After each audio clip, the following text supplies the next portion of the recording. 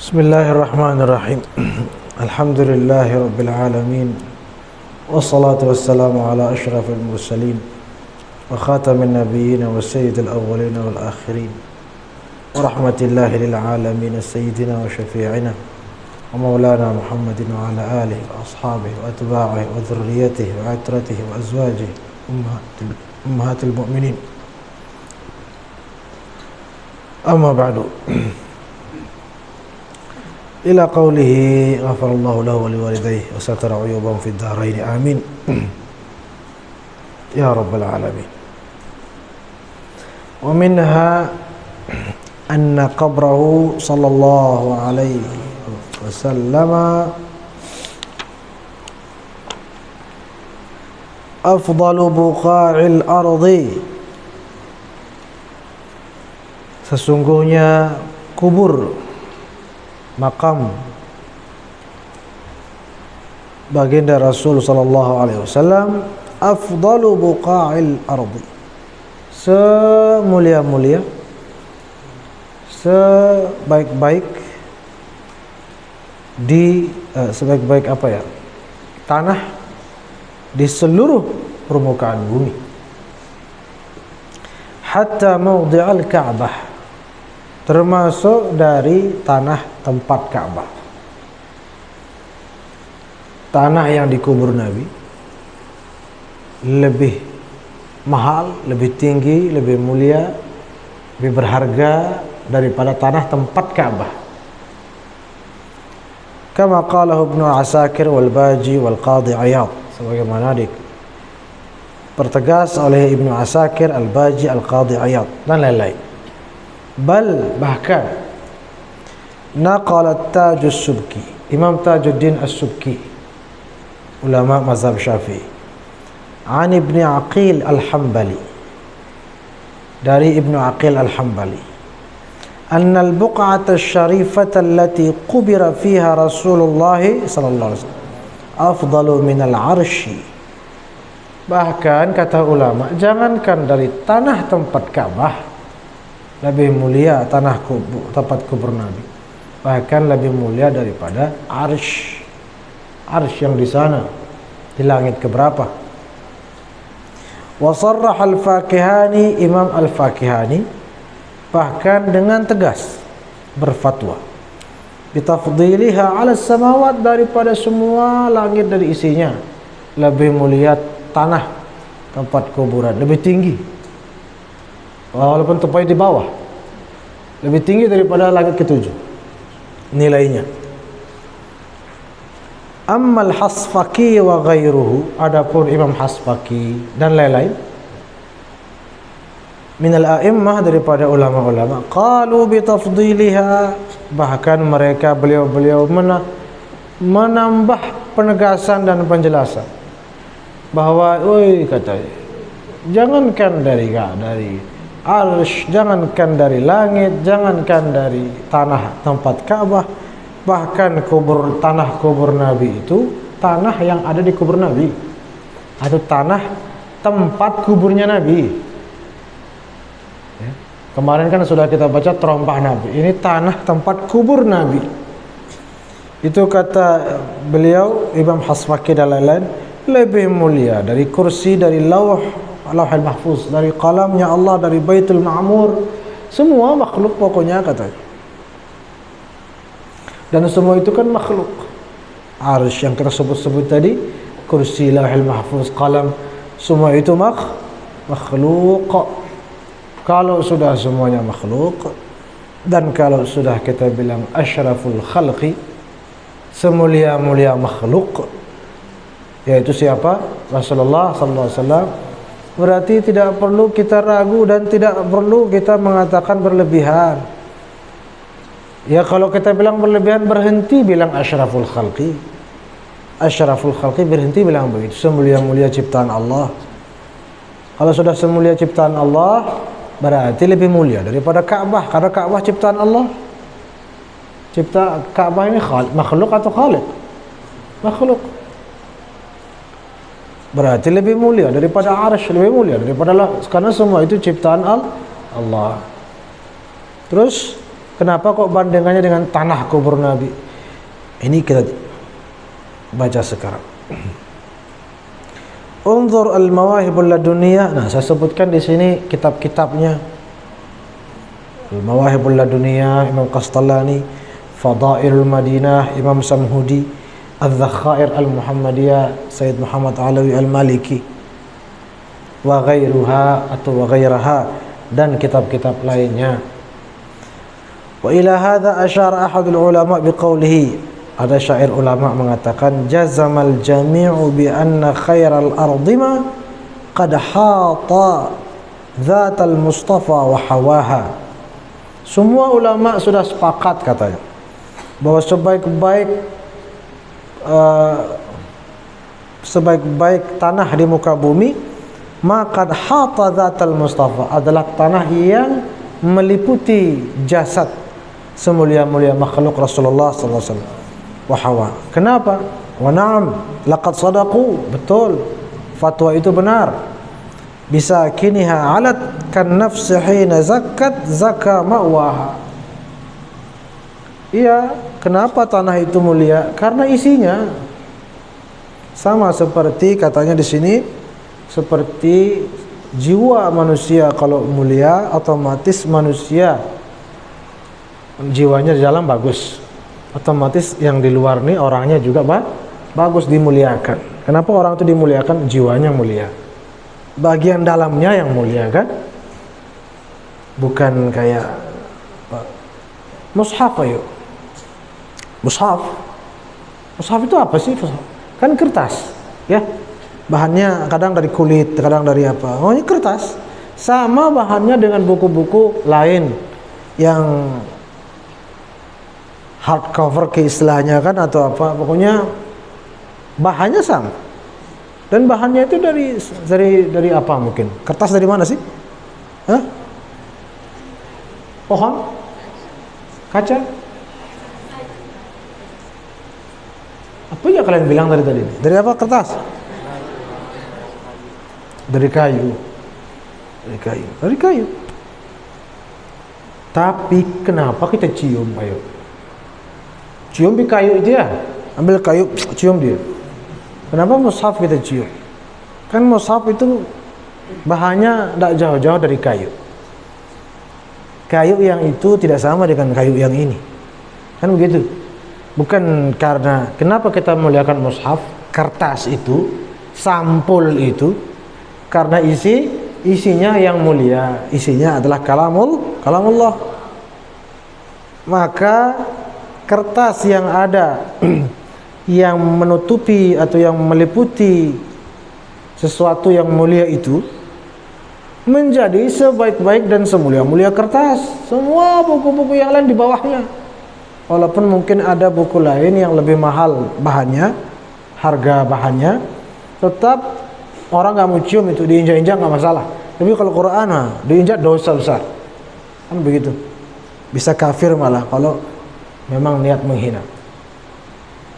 Jatuh harus diangkat, dimuliakan sekali. Nah itulah sederhananya begitu. Nah, begitu juga makam Rasulullah sallallahu alaihi wasallam. Isinya. Makanya jangan heran. Ya di sini tidak ada kita lihat. Tapi kalau kalian ke Mesir, semoga bernasib.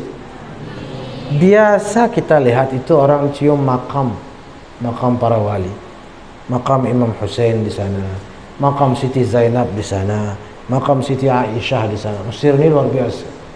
Makam Ahlul Bait, pembesar-pembesarnya Ahlul Bait di sana. Dan pembesar-pembesar ulama di sana. Imam Syafi'i di sana, Imam Ibnu Hajar Asqalani di sana, Syekh Ibnu Athaillah Sakandari di sana. Ayo. Imam Suyuti di sana dan lain-lain. Belum Syekh Abdul Hasan Syazuli, belum Syekh Ahmad Badawi, belum Syekh Ibrahim Besuki, wali-wali besar sana. Kalau kita ziarah di sana, biasa kita lihat itu. Orang-orang datang mencium makamnya, mencium bukan nisan, karena makamnya seperti makam para wali di sana tidak dibuat biasa, dimuliakan, dibuat kubah di atasnya, ditutup dengan bahan tembaga yang mewah, dibikin rumah luar biasa gitu. Lihat makam Imam Syafi'i, bisa dicari sendiri di Google, makam Imam Syafi'i, tulis, lihat gitu. Luar biasa. Orang jadi tertutup, ada rumahnya begitu. Tertutup, ada atapnya, ada kubahnya, dibikinkan kubah. Kadang di atasnya kubah, nanti di atas di pelapornya juga itu kubah juga sendiri. Jadi dari luar ada kubahnya sendiri, di situ makam waliullah gitu. Itu banyak yang datang ziarah mencium itu, mencium dindingnya, mencium tiangnya, mencium itu. Kenapa itu? Ya sama seperti mushaf tadi. Karena isinya adalah waliullah. Pernah kejadian di Mesir juga, ada orang tidak suka dengan itu, dibilang syirik, dibilang apalah. Dia masuk ziarah makam, dilihat ada yang ziarah makam wali, dicium, kamu ini syirik, kamu apa, kamu cium-cium ini apa, ini besi apa. Harus jaga adab depan waliullah. Nanti kita bicara, jangan di sini. Tunggu saya di luar, katanya syekh yang ziarah ini. Betul, keluar dia, syekh yang duluan ini, yang ngomel-ngomel ini, ditunggu di luar. Setelah keluar yang tadi diomel-omel itu, begitu dia keluar menghadap kepada yang syekh yang ngomel-ngomel itu, dipegang sorbannya lalu dicium sorbannya. Dicium. Orang Arab kalau begitu biasanya minta maaf. Minta maaf, dicium Pak. Dicium sorbannya. Apa kata yang ngomel-ngomel ini? Tidak usah minta maaf sama saya, minta ampun kepada Allah Subhanahu wa taala. Dia bilang, "Woi, dari mana kamu tahu saya minta maaf? Saya nggak pernah ngomong minta maaf. Ini kamu cium kepala saya," katanya. Woi, katanya. Kapan saya cium kepala ente? Sorban ente yang saya cium, bukan kepala.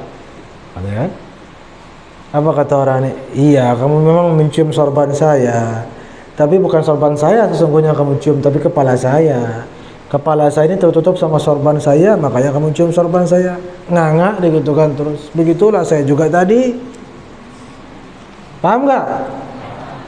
Saya tadi bukan nyium besi atau tiang atau apa, yang di dalamnya saya ingin cium, tangannya, kakinya saya ingin cium yang di dalam itu. Tapi tertutup oleh bangunan itu. Bangunan itulah saya cium. Paham? Langsung dijawab dengan praktek seperti itu. Dan terbungkamlah dia, nggak bisa berbicara. Taib. Kan semua juga tahu syair amurru ala diyari Laila, kan gitu. Wa uqabbilu dzal jidara wa dzal jidara wa ma hubbul jidari syaghafna qalbi walakin hubbu man sakana diyara. Saya melewati dinding rumah Laila dan saya mencium sisi dinding sebelah sini dan sisi lainnya, ya kan? Dan bukan dindingnya yang saya cintai, tapi siapa yang ada di balik dinding ini, itu kan? Yaitu Laila. Wa yaqulu al-Busiri fi burdatihi, Imam al-Busiri dalam burdah, apa kata beliau? La tiba. Imam Busiri yang punya juga qasidah Muhammadiyah kan? Muhammadun asyraful arabi, itu kan Imam Busiri yang punya. Apa kata Imam Busiri dalam burdah? Di antara bait burdah yang ditaruh di hizib yang Maulaya salli wa sallim daiman abada ala habibika khairi khalqillahi kullihim huwal habibul ladzi turja syafa'atuhu bi kulli haulin minal ahwali. Itu juga dari burdah. Burdah itu panjang syairnya. Nah, di antara baitnya di sini dikatakan la tiba ya'dilu turban dhamma a'zumahu tuba limuntashiqin minhu wa multatimi. Tidak ada kemuliaan yang mengalahkan kemuliaan tanah yang telah meliputi jasad beliau. Kata Imam Busiri. Tuba, dan betapa beruntungnya orang yang mencium tanah itu, ya, dan menghirup debunya. Itu kata Imam Busiri. Wa akhraj ad-Darimi anna Sayyidina Ka'b al-Ahbar kana yaqul, Sayyidina Ka'b al-Ahbar pernah berkata, ma min yaumin, tidak ada satu hari pun, yatlu'u, tidak ada satu hari pun, illa nazala sab'una alfan minal malaikati hatta yahuffu biqabri nabiyyi sallallahu alaihi wasallam yadribuna bi ajnihatihim. Kata beliau, setiap hari pasti, tidak ada hari tanpa turun malaikat sebanyak 70.000 malaikat turun. Setiap hari turun 70.000 malaikat. 70.000? Ngapain 70.000 banyak sekali nih? Tuh, mereka yang 70.000 malaikat ini hanya mengelilingi makam Rasulullah sallallahu alaihi wasallam. Yahuffu biqabri Nabi wa yadribuna ajnihat, dan mengusap makam beliau dengan sayap-sayap mereka. 70.000 setiap hari malaikat. Ya, malaikat juga pasti tahu kan, oh ini bukan sembarang tanah, bukan sembarang tempat, dan bukan sembarang makhluk juga di dalam. Itulah malaikat saja berkhidmah kepada beliau. Malaikat mengambil berkah dari makam beliau sallallahu alaihi wasallam.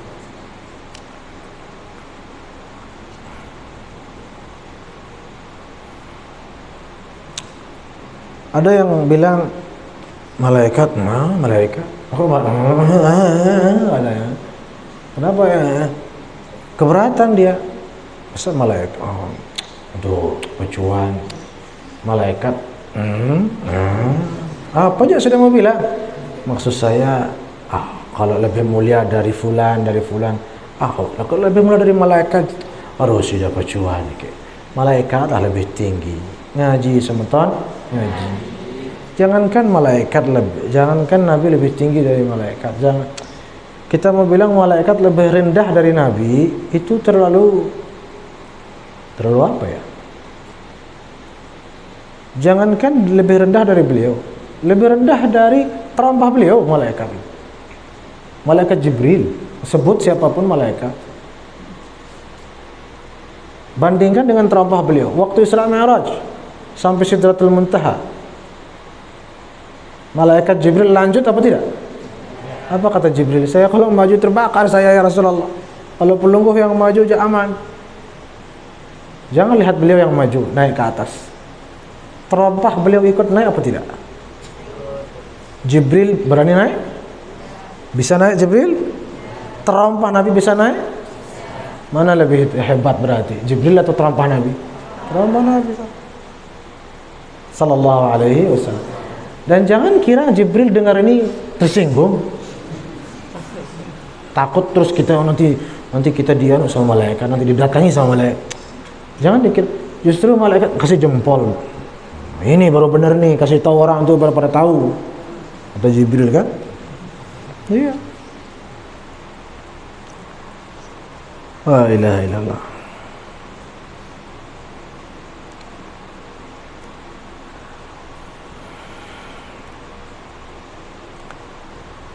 An-Sayyid, kadang-kadang orang juga begitu modelnya, orang awam ya. Misalnya dia membandingkan Rasulullah dengan nabi yang lain. Takut dia tersinggung nabinya gitu. Tersinggung gimana? Kan kita tidak merendahkan, kita tidak menghina. Tapi kita memberitahukan sesuatu yang nyata.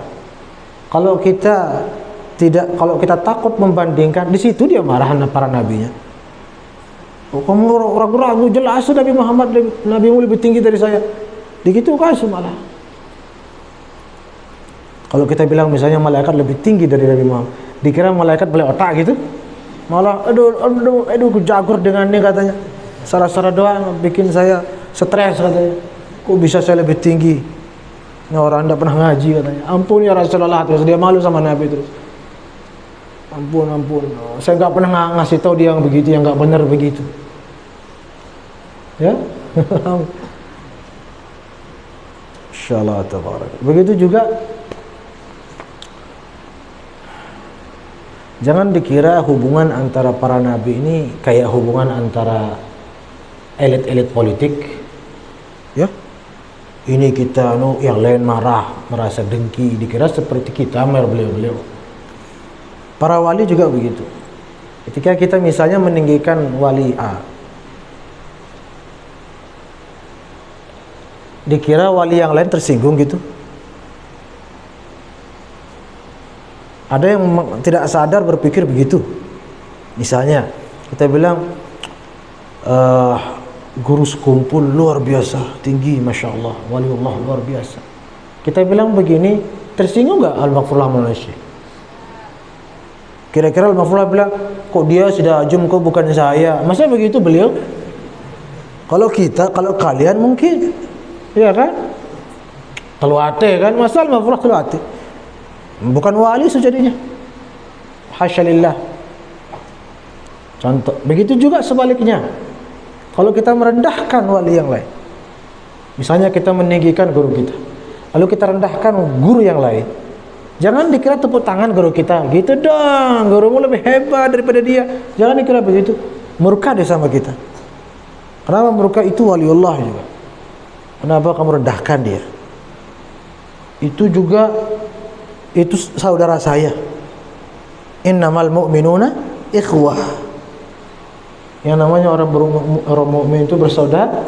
Ya kan selama ini kita artikan orang mukmin di sini orang-orang kayak kita. Oke, kalau kayak kita bersaudara, gimana dengan para wali? Kan berlipat-lipat ganda persaudaraannya. Sehingga kalau ada seperti dalam hadis, satu yang sakit kan semua mengeluh sakit. Satu yang kecewa, satu yang terhina, semua merasa terhina. Paham gak? Misalnya kita bilang Syekh Abdul Qadir Jilani, Syekh Abdul Qadir Jilani, yang kalau siapa sih Syekh Ahmad Tijani itu? Siapa Syekh Abdul Qadir Jilani? Murka sama kita. Karena kita merendahkan saudara beliau yang sesama wali, yang sesama saling sayang beliau-beliau itu. Paham gak?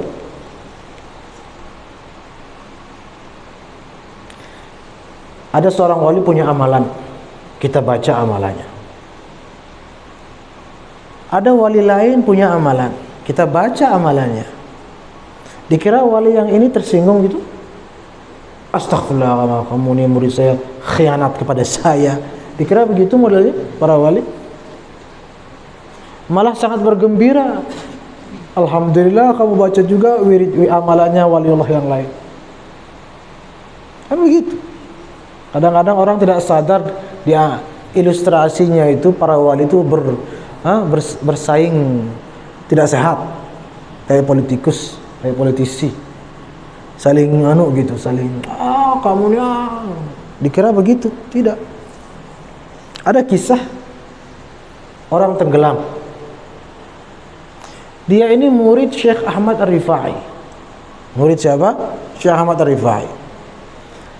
Begitu dia sedang tenggelam di atas perahu, mau tenggelam gitu, perahunya mungkin berlubang atau apa, dia panggil Syekh Ahmad Rifai, Syekh Ahmad, gurunya dipanggil. Datang Syekh Abdul Qadir Jilani mau menyelamatkan. Apa katanya? Oh, siapa kamu? Saya Abdul Qadir Jilani, pamanmu Syekh Abdul Qadir Jilani. Saya guru saya Syekh Ahmad Rifai katanya. Ya sudah, pergi Syekh Abdul Qadir Jilani. Datang Syekh Ahmad Al-Badawi, sini saya selamatkan. Wali-wali kutub semua datang nih. Sini, siapa kamu? Saya Ahmad Badawi, pamanmu, teman guru, saudara guru, lebih dari saudara malah. Tapi ampura, guru saya itu cuma Syekh Ahmad Rifai, sampai dia tenggelam begitu. Ya, assalamualaikum. Datang Syekh Ibrahim Dusuki, Qutbul Aqtab. Sini, ayo sama saya. Kamu tolak juga? Ampura, saya tidak kenal sudah. Ya sudah.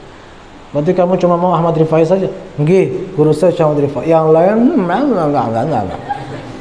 Datang Syekh Ahmad Rifai. Oh, guruku katanya kan, sambil guruku.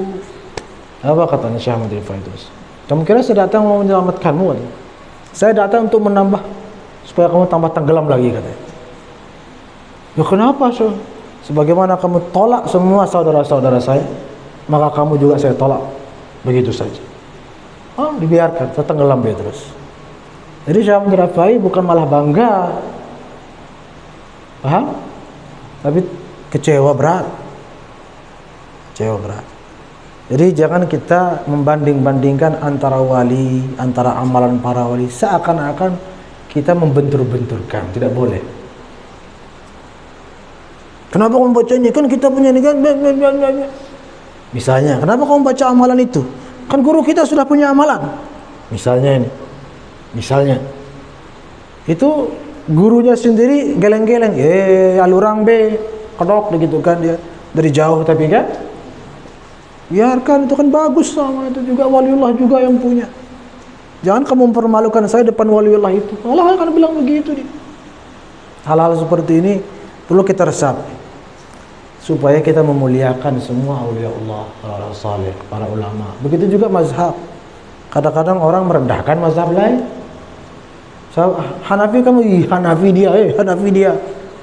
Itu Imam Syafi'i tidak suka sama kitab kalau begitu. Ya.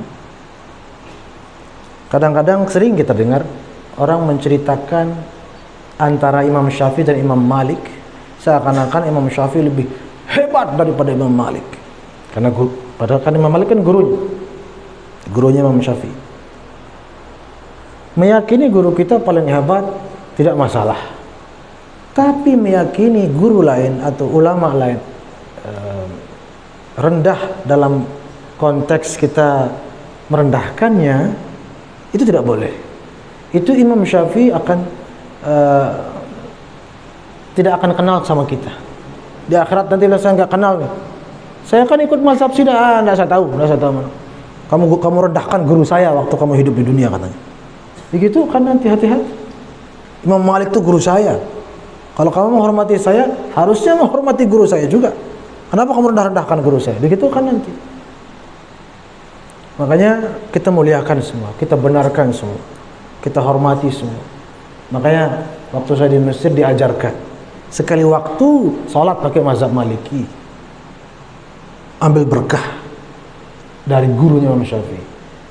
Sekali waktu salat pakai mazhab Hambali. Sekali waktu muridnya Imam Syafi'i, yang mana Imam Syafi'i sendiri ambil berkah daripada Imam Ahmad bin Hanbal. Kan banyak masyhur ceritanya. Ya kan gitu. Ayo kita misalnya dengar orang-orang yang mazhab Hambali membanding-bandingkan imam mazhabnya dengan Imam Syafi'i. Terus direndahkan Imam Syafi'i gitu. Gurumu itu mazhab Imam Syafi'i itu, walaupun gurunya dia minum air sisa gur kami dia bilang. Ayo. Kalau dia dengan konotasi merendahkan, kan kita tersinggung juga. Dan bukan hanya kita, Imam Ahmad bin Hanbal juga akan murka sama orang itu. Karena dia merendahkan gurunya. Paham gak ini saya ngomong ini? Paham atau tidak? Alhamdulillah. Baik, sallallahu alaihi wasallam. Warawa ad-Darimi aidan anna sayyidata Aisyah kanat ta'muru al-mustasqina min ahli al-Madinati حينما قحطوا قحطا شديدا أن ينظروا قبر النبي صلى الله عليه وسلم ففعلوا ثم نزل المطر فنبت العشب وثمنت الإبل. Imam Ad-Darimi meriwayatkan Siti Aisyah pernah didatangi sahabat yang kekeringan. Dulu kami ini waktu kekeringan, salat istisqa turun hujan. Sekarang kami sudah begini, sudah begitu, belum turun juga. Ini Siti Aisyah, ayolah Siti Aisyah, do something lah, pokoknya lakukan sesuatu supaya ada datang air. Apa kata Siti Aisyah? Siti Aisyah ini, tuh lihat kubur Nabi sallallahu alaihi wasallam, lihat saja. Unzuru qabran Nabi sallallahu alaihi wasallam. Hanya fafa'alu, maka mereka pergi melihat makam Nabi. Langsung seketika turun hujan. Dan langsung tumbuhlah tanaman-tanaman dan gemuklah binatang-binatang ternak itu. Berawal dari memandang tanah yang sangat mulia itu. Ya, makam Rasulullah sallallahu alaihi wasallam. Mudah-mudahan semua kita bernasib menziarahi makam tersebut. Amin. Paragraf terakhir ini baru kita salat insyaallah. Sudah ya syai'kan dari tadi. Wa qad ruwiyat ahaditsun adidatun fi fadli ziyarati qabrihi sallallahu alaihi wasallam. Minha ma rawahu ad-Daruqutni. Banyak hadis juga menguatkan tentang fadilah menziarahi makam Nabi. Apa kata Nabi dalam hadis riwayat Ad-Daruqutni? Man hajja, barang siapa haji, fazara qabri, lalu kemudian menziarahi kuburku nanti kelak, maksudnya karena Nabi menyabdakan ini sebelum meninggal. Ba'da wafati, setelah aku meninggal, faka'annama zarani fi hayati, maka dia sama seperti menziarahiku semasa hayatku. Sallallahu alaihi wasallam. Wa minha ma akhrajahu Ibnu Adi, man hajjal baita wa lam yazurni faqad jafani. Barang siapa haji malah barang siapa haji dan tidak menziarahiku, maka dia telah menghinaku, maka dia telah merendahkanku dan membuatku kecewa luar biasa padanya. Wa minha ma akhrajahu al-Baihaqi, ini hadis riwayat Imam Baihaqi, man zara qabri wajabat lahu syafaati, barang siapa ziarah kuburku, makamku, maka wajib dapat syafaatku. Amin ya rabbal. Kama akhraj al-Hakim, ini riwayat al-Hakim, Rasulullah sallallahu alaihi wasallam bersabda, la yahbitanna Isa bin Maryam hakaman adlan wa imaman muqsitan wa la yaslukanna fajjan hajjan aw mu'tamira aw biniyatihima wal ya'tiyanna qabri hatta yusallima alayya wa la aruddanna alayh. Itu hadis riwayat al-Hakim. Nabi mengatakan nanti di akhir zaman akan turun Isa ibnu Maryam. Turunnya Nabi Isa ini ada yang menolak, tidak percaya. Apa alasannya? Dong tak jadi dong Nabi Muhammad Nabi akhir zaman, Nabi terakhir, kalau turun lagi Nabi setelahnya. Ada yang berpendapat begitu. Itu pendapat yang keliru, yang tidak cerdas. Kenapa? Turunnya Nabi Isa bukan turun sebagai Nabi. Paham? Dulu waktu masa sebelum beliau diangkat ke langit, memang beliau posisinya sebagai nabi dan rasul, profesinya lah kita bilang, pangkatnya, jabatannya waktu itu nabi dan rasul. Nanti di akhir zaman turun bukan sebagai nabi dan rasul, terus sebagai apa? Sebagai bagian dari umat Rasulullah sallallahu alaihi wasallam. Karena turun di masa Rasulullah sallallahu alaihi wasallam. Jadi bukan sebagai nabi dan rasul turunnya. Buktinya apa kata Nabi? Nabi sendiri menceritakan, Nabi Isa nanti kalau turun, kata beliau akan turun sebagai hakim yang adil, sebagai pemimpin yang adil, dan dia akan pergi haji ataupun umrah, dan dia akan datang ke kuburku dan mengucapkan salam kepadaku, dan aku akan jawab salamnya seperti jamaah haji dan umrah yang lain. Nabi Isa kelak turun. Jadi turunnya sebagai bagian daripada umat Rasulullah sallallahu alaihi wasallam, dan yang melaksanakan ibadah sebagaimana yang lainnya daripada umat Rasulullah sallallahu alaihi wasallam. Terus turun kenapa? Ada misi lain. Ya, menghajar Dajjal lah, apalah kan itu. Kalau diriwayat-riwayat kan ada ceritanya. Ya itulah. Mana Dajjal nih, kurang ajar katanya. Menipu manusia, Dajjal, dan banyak tertipu waktu itu. Kelak banyak tertipu oleh Dajjal, langsung menyembah Dajjal. Tahu nggak kenapa? Hanya karena satu hal, kesaktiannya Dajjal. Paham maksud saya? Orang yang zaman sekarang mudah tergiur oleh kesaktian orang, siap-siap dia calon hambanya Dajjal. Nauzubillah min zalik. Karena nanti Dajjal yang paling sakti sedunia, seantero jagat raya, yang mati bisa dihidupkan. Kalau kita selama ini tanpa kita sadari, coba muhasabatun nafs, introspeksi diri, selama ini kita langsung menghebatkan orang-orang yang sakti. Jika iya, hati-hati, Dajjal akan kita sembah nanti.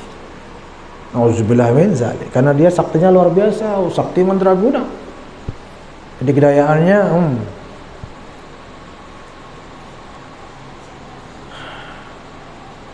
bukan ukuran sama sekali. Kalau kita bilang seseorang itu mulia apabila dia bisa terbang, lalat itu terbang, mulia lalat. Jika kita bilang seorang itu mulia karena bisa berjalan di atas air, langsung wow, kayu bisa berjalan di atas air. Ayo, muliakan kayu itu?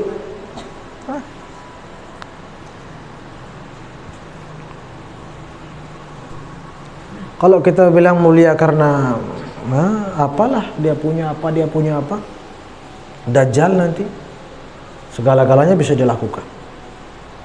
Kekeringan orang, saya mau air, cuing, air keluar tiba-tiba, ditunjuk begitu keluar air. Saya mau ketemu ibu saya yang sudah meninggal, saya akan hidup ibunya. Oh, waliullah katanya.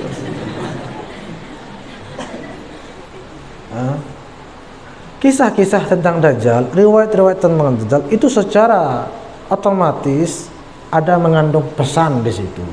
Jangan tertipu oleh hal-hal seperti itu. Makanya lagi viral ya yang pesulap pink, pesulap ungu apa itu. Di satu sisi kita dukung juga ternyata ya. Paling tidak membuka pikiran manusia supaya nggak langsung tergiur, langsung. Banyak juga yang sesungguhnya hanya tipuan, kan begitu. Ya kita tidak mau intervensi apa-apa ya, tapi intinya adalah mari kita naral asya'a kama hiya. Kita melihat sesuatu itu sebagaimana aslinya, jangan sebagaimana kemasannya, seperti itu aja. Wallahu a'lamu bis-shawab. Mari silakan, ada pertanyaan, sudah azan. Kita tunggu azan selesai terus kita salat. Insyaallah. Apakah orang yang sudah mati akan dibangkitkan ketika Dajjal turun? Ya, nenek kaji. Kan tadi udah kita bilang. Dajjal memang sampai sana kesaktiannya. Walaupun nanti kita lihat penipuan sebenarnya. Dajjalnya artinya penipu. Sebagaimana Imam Mahdi, bukan Mahdi namanya. Siapa namanya? Ada yang tahu? Ya Rabbi, siapa namanya Imam Mahdi? Ya Allah ya Karim. Namanya Muhammad bin Muhammad bin Abdullah. Namanya sama seperti nama Rasulullah sallallahu alaihi wasallam. Tuh kan, kalian tidak tahu namanya. Memang yang masyhur julukannya, profesinya yang masyhur. Ada hikmahnya supaya kita nggak tunggu-tunggu. Tapi yang profesi seperti itu sudah banyak sekarang. Setiap zaman ada. Apa tidak Dajjal? Penipu. Setiap zaman ada penipu. Ngapain takut sama Dajjal? Nanti turun Dajjal. Ngapain nunggu-nunggu Dajjal? Sekarang banyak Dajjal. Banyak penipu. Kalau penipu-penipu yang sekarang kita kalah, kita tergiur, apalagi rajanya penipu nanti. Tidak usah nunggu Imam Mahdi. Karena yang namanya Mahdi artinya apa? Membawa hidayah. Yang bawa hidayah sepanjang zaman ada. Kenapa harus nunggu Imam Mahdi yang terakhir zaman? Imam Mahdi yang sekarang ikuti. Maksudnya yang membawa hidayah pada masa zaman ini ikuti. Toh juga yang dibawa oleh Imam Mahdi kelak di akhir zaman sama dengan yang dibawa oleh para ulama yang membawa hidayah sekarang. Semuanya sama-sama ajaran sunnah Rasulullah sallallahu alaihi wasallam, enggak bawa syariat baru lah. Ya. Maka Dajjal itu penipu. Dibilang menghidupkan yang mati, ya entah jin lah, ya kan?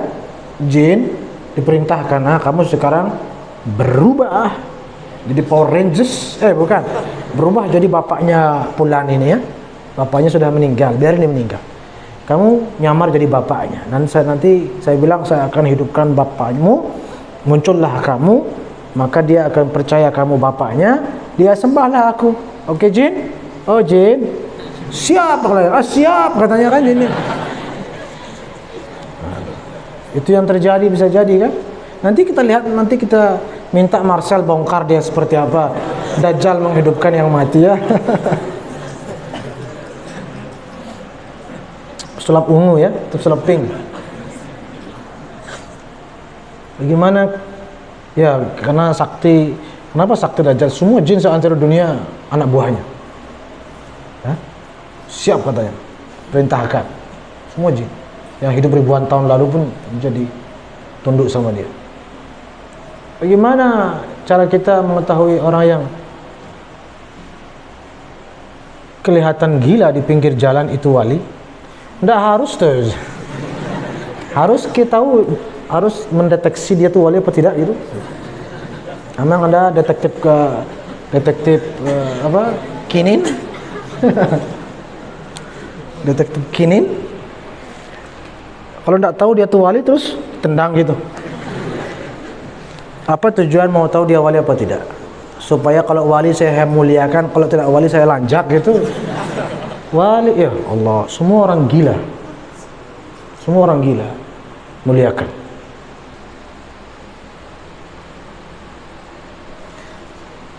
Semua orang gila mungkin bukan waliullah secara resmi. Secara formal tidak. Secara formal tidak.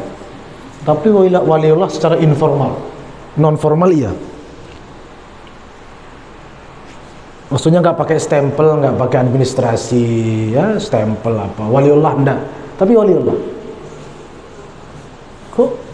Kok waliullah? Kira-kira kenapa? Ada yang bisa tahu?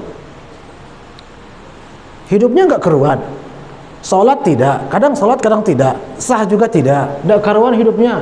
Nanti masuk surga apa neraka? Surga apa neraka?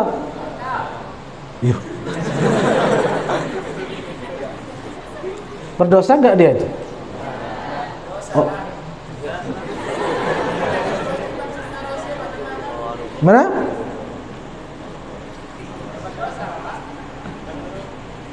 Kenapa berdosa? Orang gila kalau tidak salat berdosa apa tidak?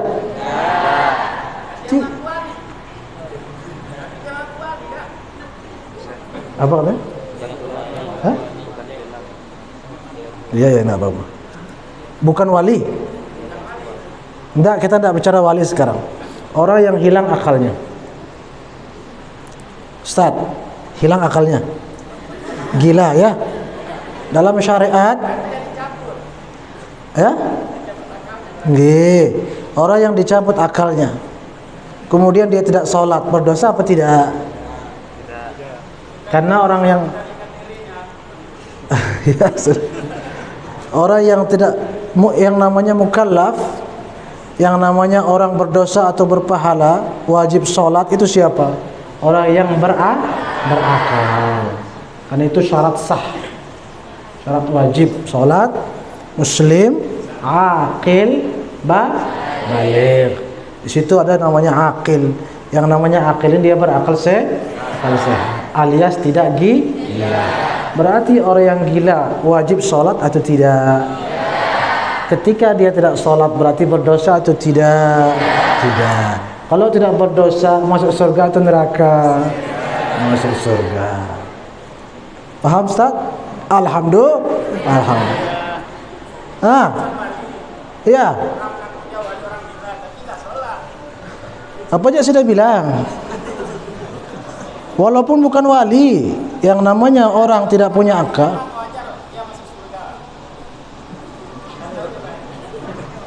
Ya sudah, nanti ya sudah. Allah. Terima kasih.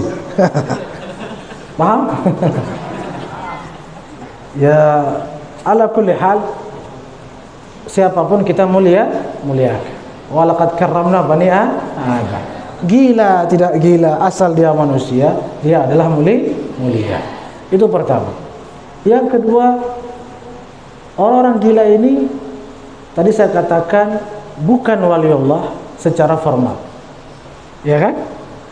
Tetapi para guru-guru kita mengatakan dia waliullah secara tidak formal, tidak resmi.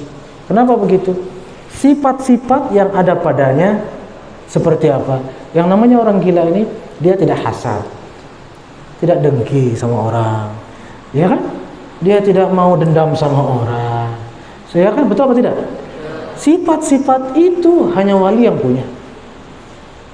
Orang-orang kayak kita ini sulit punya, betul apa tidak? Yang tidak hasad, tidak dengki, yang itu orang-orang hamba-hamba pilihan yang punya sifat itu. Sifat-sifat itu dengan sendirinya ada pada orang-orang gila. Maka dari sisi itu, maka disitulah dia menjadi bagian daripada min jumlatul auliya. Apalagi nanti kelak dia sudah jelas masuk surga dan lain sebagainya, karena ghairu mukallaf namanya, tidak terbebani. Itu aja kita resapi. Itu kita resapi, itu kita ingat. Maka otomatis wali tidak wali kita akan muliakan. Karena ini walaupun begini-gini, sifat-sifat dia yang ada sama dia ini, wali-wali Allah yang punya sifat-sifat seperti itu. Tuh. Nih gini-gini ini masuk surga dia besok karena nggak ada dosanya. Betul apa tidak?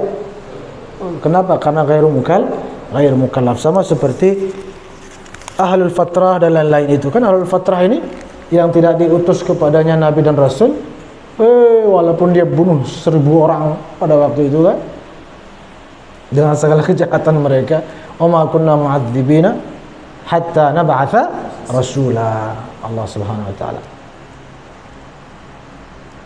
Apakah hanya salatnya aja yang boleh kita ambil berkahnya di mazhab lain, terus ibadah yang boleh? Ibadah yang boleh atau tidak? Maksudnya apa? Ibadah yang lain selain salat. Boleh, kenapa tidak? Kan selama ini kita pakai mazhab lain, cuma kalian tidak sadar. Harusnya kalian di Mahat tahu itu. Kita Jumatan pakai mazhab Hanafi. Mazhab Syafi'i tidak boleh satu kota, satu desa itu lebih dari 2 masjid. Tapi kita ya banyak masjid dalam satu desa, betul apa tidak? Kita pakai mazhab Hanafi itu. Mazhab Syafi'i kalau jual beli wajib hukumnya ijab qabul. Kalau tidak batal jual belinya. Ku jual, ku terima. Itu mazhab Syafi'i. Begitu kalian belanja selama ini, ku jual, ku terima, begitu? Tidak. Berarti kalian pakai mazhab Hanafi dalam jual beli. Ayo kalian atau kakak-kakak kalian, bibi-bibi kalian, papu-papu kalian, siapalah, kalau ke pasar atau di rumah atau apa, kelihatan kakinya. Kelihatan kakinya. Ya? Datang tamu, ya, masa dia langsung kan enggak kan? Disambut tamunya biasa. Duduk di beruga, duduk di mana, kakinya kelihatan. Walaupun ke belakang, tapi kelihatan. Mazhab Syafi'i itu aurat apa tidak aurat? Nah, berdosa semua keluarganya di rumah itu. Kok tidak kan aurat? Sadar tidak sadar, mazhab Hanafi dipakai itu. Mazhab Hanafi kaki perempuan tidak aurat. Salat dalam mazhab Hanafi kelihatan kaki boleh. Sah salatnya perempuan. Tidak aurat dalam mazhab Hanafi. Yang ke pasar, yang ke mana itu, mana pakai kaos kaki? Iya kan? Terus berdosa semua itu, kasihan sekali. Masuk neraka semua, innalillahi wa inna ilaihi raji'un. Mereka tanpa disadari mazhab Hanafi dipakai. Mau tidak mau, suka tidak suka, harus kita akui itu. Kalau enggak, kasihan masuk neraka semua. Supaya selamat, pakai mazhab Hanafi. Mazhab Hanafi boleh tidak aurat kaki itu. Berarti dalam aurat saja kita pakai mazhab lain, memang tidak sadar. Kalau kalian haji besok, mudah-mudahan bernasib segera, amin. Pasti pakai mazhab Maliki kalau tawaf. Bersentuhan, kesenggol, namanya manusia padat. Bersentuhan lawan jenis. Kalian tidak pergi wudu atau lanjut. Kalau sementara tawaf wajib dalam keadaan wudu. Itu bersentuhan lanjut. Kenapa lanjut? Anda pakai mazhab Maliki. Nah, itu kan kita pakai. Boleh, tidak masalah. Dalam segala hal. Dalam segala hal. Yang tidak boleh itu 2. Namanya talfiq 1. Yang kedua namanya tatabbu' rukhas. Itu saja yang tidak boleh. Talfiq sama tatabbu' rukhas. Apa itu talfiq? Apa itu tatabbu' rukhas? Enggak cukup waktunya sekarang. Kediskusilah kalian tanya. Nah, kan ada pelajarannya usul atau qawaid fiqhiyah. Mencampur-campur mazhab dalam satu ibadah itu ya tidak boleh. Itu namanya talfiq. Tatabu rukhas namanya apa? Tatabu rukhas itu sengaja nyari yang enak-enaknya saja. Coba cari yang enak-enak. Ini nih. Memang dia nyari yang enteng karena semata-mata malas ibadah. Cari yang gampang aja, cari yang gampang. Berat ini. Itu tak boleh. Itu zindiq namanya. Ulama fikih mengatakan bisa jatuh ke zindiq itu. Kalau tatabu rukhas. Talfiq dalam satu ibadah, dalam salat 4 mazhab dipakai. Qiyamnya mazhab Maliki, rukunya mazhab seperti itu misalnya. Atau wuduknya mazhab Syafi'i yang membatalkan wuduknya mazhab Maliki itu bertolak belakang dia. Ya. Tapi kalau bisa-bisa enggak masalah. Misalnya haji mazhab Maliki, salat mazhab Syafi'i, zakat mazhab Hambali, ada masalah. Salat subuh mazhab Syafi'i, salat zuhur mazhab Maliki, salat asar mazhab Ain, tidak masalah itu. Tidak masalah. Karena itu bukan itu yang namanya talfiq. Bukan itu yang namanya talfiq. Tapi kan tidak semua tahu. Ya sudah, fokus sama satu lah. Bagi yang tahu bagaimana ibadahnya boleh, silahkan. Kenapa tidak? Tahu juga semuanya benar, semuanya mulia, semuanya ahlus sunnah wal jamaah. Apakah? Sudah tadi. Berarti sudah selesai.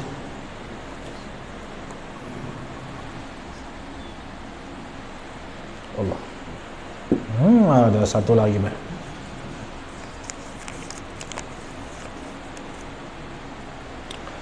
Jika ada orang umurnya 70 tahun dan pada usia 50 tahun dia gila. Gila lagi masalahnya. Bagaimana dengan sisa umurnya sebelum dia gila itu? Jangan tanya saya, tanya Allah Subhanahu wa taala. Yang punya hak prerogatif itu Allah Subhanahu wa taala. Semoga Allah mengampuni, amin. Ya rabbal alamin. Yang jelas kalau dia dalam keadaan berakal, mukallaf sudah namanya. Ada bebannya, ada dosa, ada pahala, ada catatan, ada segala macamnya. Itu iya, kita akui, tapi tidak boleh kita menghakimi. Tetap serahkan kepada Allah. Dalam akidah Ahlussunnah wal Jamaah, hanya yang nyata-nyata mengumumkan kekufurannya yang kita nyatakan ataupun kita yakini masuk neraka. Karena banyak ayatnya menjelaskan itu kan. Kalau kita tidak yakin itu berarti tidak percaya sama Quran. Paham apa tidak? Tetapi selain daripada itu tidak boleh. Semua kita walaupun banyak dosanya, semua kembali kepada Allah.